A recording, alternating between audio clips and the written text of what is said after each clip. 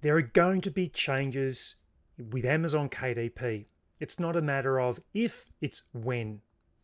There's things that are happening on Amazon, on the platform right now, that is causing both a bad customer experience, but also diluting the power of the platform for publishers to create and load up books, but also create long-term passive income from that platform.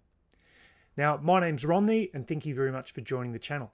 In this video, I'm going to be talking about my theories of what I think those changes could potentially look like, how it might impact your account, and things that Amazon are likely to do to try and minimize some of these bad practices that we're seeing on Amazon KDP. Now, in my previous video, I talked about the frustrations that I'm currently having with the platform, including bulk uploads, incorrect categories. There's multiple interiors with books that are being done. There's just a lot of things that are creeping into Amazon KDP that is making it frustrating for the publisher and to get visibility for your book, but also causing a poor customer experience when there's books that are listed in the incorrect categories and showing when you're looking to purchase, and it just can't continue. So changes will have to happen. It's just about how they're going to happen and when they're going to happen. So let me get into a few of these theories that I have around change, what they could potentially look like, the upside and the downside for these. And again, these are just my theories. You may agree with them, you might disagree with them, but I'd love to know your comments and your feelings. You might have your own thoughts about what changes should occur on Amazon KDP. Or you might think the system is perfectly fine and we should continue along the pathway that we're currently on. Anyway, let me get into the video now and talk through some of these suggested changes or theories I have around what might happen with Amazon KDP.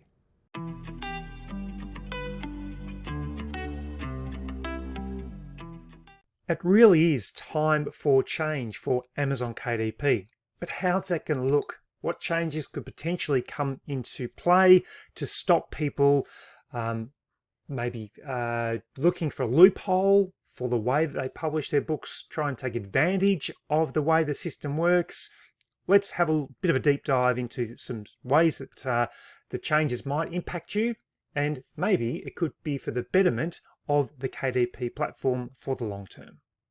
So firstly, could there be an upload fee? For example, $5 per book or per title.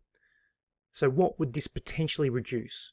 Well, it would reduce bulk uploads and people uploading 10, 20, 30 books at one time onto Amazon KDP, clogging up the system.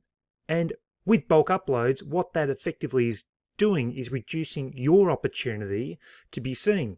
If there's hundreds of thousands of books being uploaded per day because of bulk upload processes that are automating this, then it's giving your book less chance of being able to be seen. So we want to stop bulk uploading, and that's my opinion.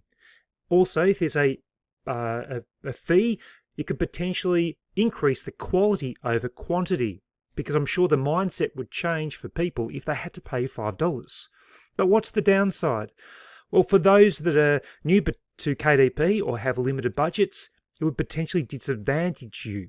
So an alternative could be that you get 5 free uploads per month via an upload code that's provided by KDP. It's a unique code only available to that publisher. You can't be sharing it. And after those 5 free uploads, there might be a $5 per upload thereafter. So it's a similar thing that Ally, who's the independent authors group that I utilize for Ingram Spark, they offer 5 free uploads as being a member of that association, but I think it could really work well for KDP. So that would enable those that are new to KDP or those on limited budgets to still upload for free, but beyond the 5 uploads, there would be a $5 per charge, which would then stop the bulk uploads. So that's one idea regarding the upload fee and helping to reduce the clutter on Amazon KDP. The next one is minimum thresholds. Now, I'll just revert to SkillShare very quickly. So SkillShare is a platform that I use for my courses. They've recently communicated to me that beginning of June 2022, there'll be a requirement or a minimum requirement of engagement. Basically, if your course does not meet a certain number of viewed minutes or an average review time over a 365-day period, then your course will be removed. Now, what could that potentially look like for Amazon KDP? Because if Skillshare are introducing this to try and increase the quality for their customers or for those students that are watching it, maybe that can be applied to KDP as well. So let's have a look at what that could potentially look like in that situation. So the minimum threshold requirement potentially for KDP could look like this. So in a 12-month period, so 365 days, you might need to meet the minimum requirements, being your book has sold maybe more than 5 copies. That's not too much to ask. And number 2, your average review score is greater than a 2.5 star. Now, what I think this could potentially do is that over that 12-month period, it would encourage people to really provide quality on the platform, push their marketing side of things, but there might be some books that have been sitting there for a couple of years that have not got one sale and are just cluttering the system. Again, this is to your advantage because you want the opportunity for your new books to be seen. But if there's hundreds of thousands of books that are sitting there that haven't sold for years, then I think that there needs to be a bit of a clear out. So that could potentially be a change. It might even be more than 365 days. It might be that the review score, you might need to have a review score of an average of 3, or there might have to be only 2 copies sold.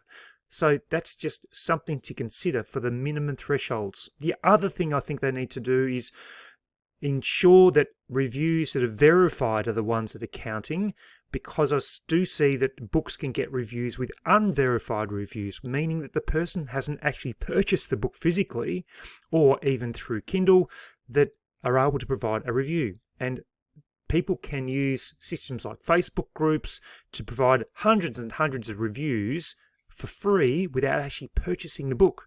And I think that reviews should count if someone's actually purchased it, not just someone that is doing it because they've received a free copy. So that's just my opinion, but that might be a way that Amazon can introduce thresholds for quality control.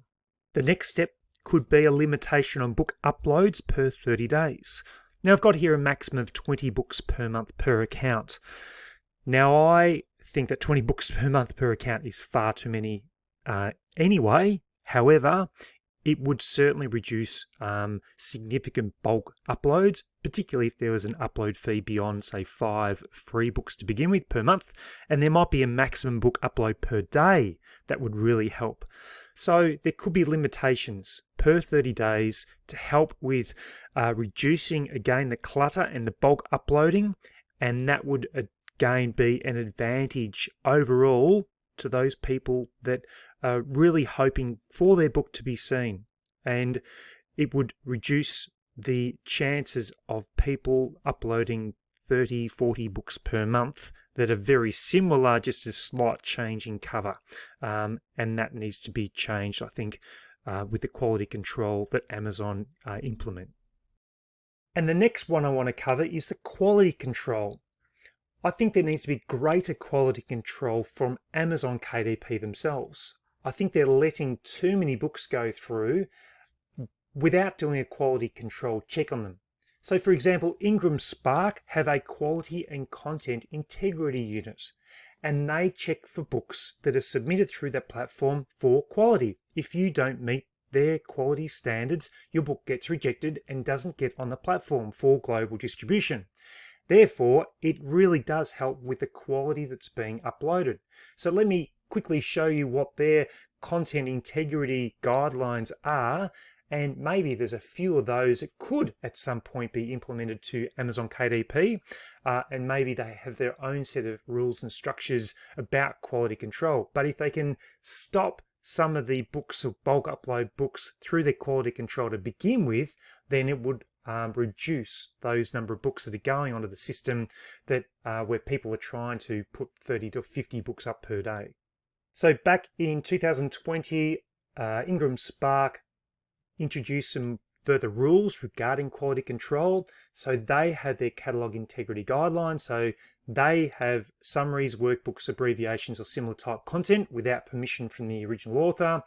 I won't go through every single one, but they do have a guide that lists or goes into more detail about this, but they don't actually accept no content books like notepads, scratch pads, journals, or similar type content. So they only accept the higher form of low content books, which you would be permitted to upload. Again, I'm actually creating some more content around Ingram Spark because I think it's got enormous potential. If you're already on Amazon KDP, then why wouldn't you look at expanding your books onto another platform like Ingram Spark? So I'll go into more of that in another video, but this just gives you an indication of what their quality content guideline looks like. And Amazon KDP, now that they've stopped the ISBN for no content books and the look inside for no content books, along with quite a few low content books, there's no reason why they may not introduce these kind of guidelines to get rid of these bulk uploads and these books that people are just trying to put onto the system and have quantity over quality. So that's something else that we need to look at and consider, and know that probably changes will happen on Amazon KDP. So I hope that video provided some good content for you to think about. If there's any other changes you think Amazon should be making, then make sure you leave them in the description below.